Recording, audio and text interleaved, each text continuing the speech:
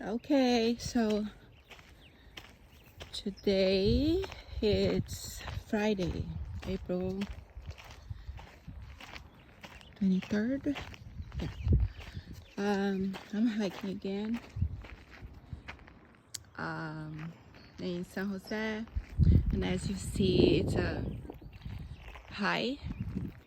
hiking, and this trail I used to go to have my lectures done. Usually, because I know the trail already, it's easy for me. It's a kind of 1.5 to 2 hours hiking, but because it's up on the hill, I can get a good sweat. I'm recording this today to remind myself that I'm going to do the nursing test, the NCLEX, on the 25th, which is Sunday at 5 p.m. I'm doing this test with the heart in my hand. It's a very scary time of my life. On December 10 of 2020, I left my partner, as many of you know already. It was one of the worst heartbreak and betrayal that I could ever experience. I was married before for 20 years with a horrible narcissist, trapped inside of a very abusive and a hidden abuse relationship for 20 years. I have 2 wonderful kids that came out of that relationship of 20 years, but I will tell you, that's another story for another time. And I never could imagine that I would suffer such a heartbreak from my partner, because there is nothing that I can tell bad about this guy. Very confusing in the aspect that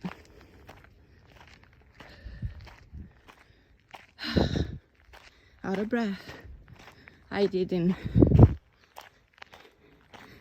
expect him to do and be the way that he showed off when I discovered what I discovered. So the story, I'm gonna make it short, but it's just a reminding to myself that I might pass the test, but it's possible that I don't, because in December, January, and February, basically I stay in bed. I was hospitalized twice. I was not eating, not walking, just in bed, dark, crying. Was very, very hard on me. Should I go here? I've never been on this side before. Or should I go there? Well, I'm going here this time.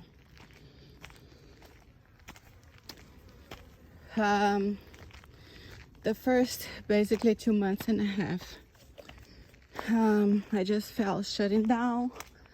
My daughter, she just came to live with me on the apartment that my wonderful nephew was in Brazil and was able to give it to me to stay there until he comes back from Brazil, which will be 4 months. He was very worried. He's a doctor, and the conversations that I had with the family and friends that helped me and pray for me to stand up, to start studying, because I was basically left and ditched like it was nothing, like the 4 years with him and the story that I thought I had with him. I'm not going to this trail. It's going to end up in nothing, so I'm going back. I remember that I've been here before.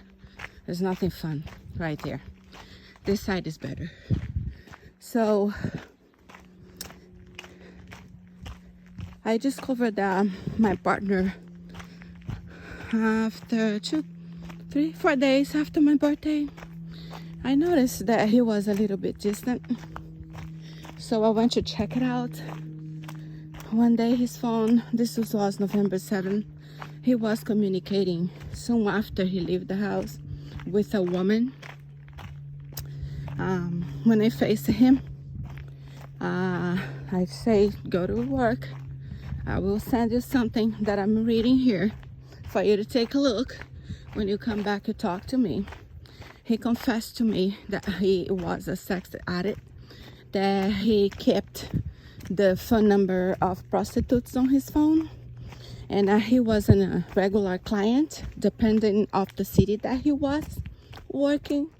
So he kept those phone numbers of those sex workers on his phone, and he daily keep in contact with them when he was working.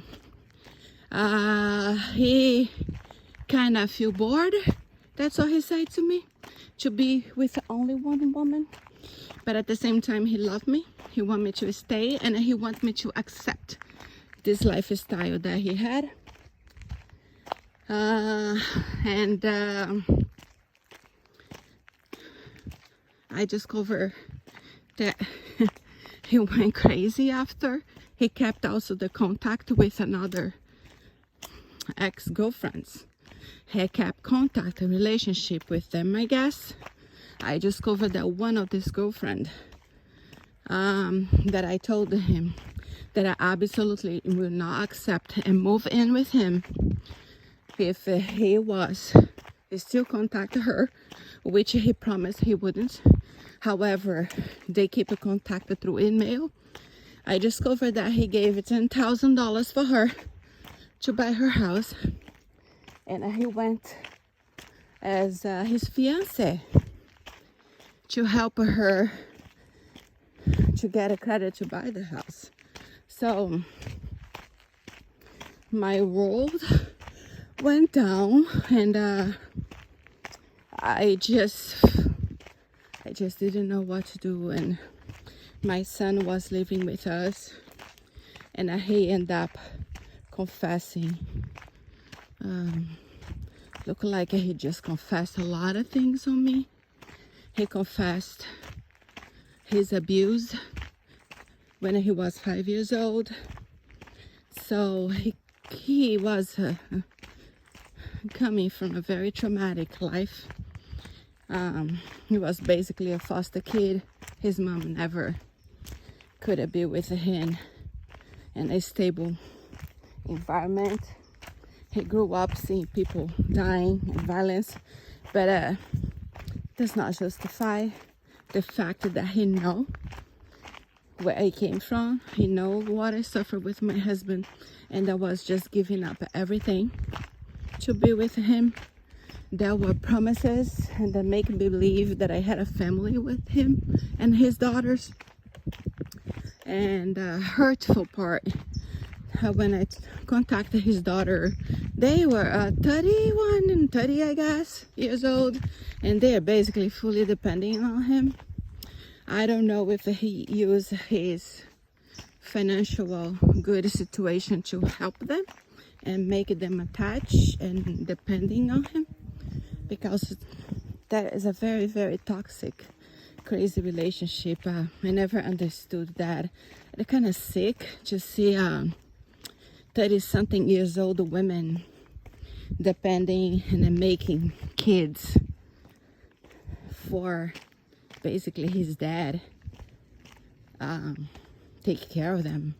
That I try to understand that life is hard, and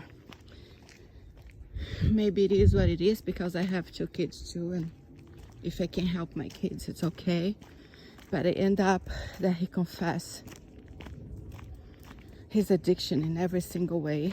And I grabbed his phone and I went crazy, and I was not myself.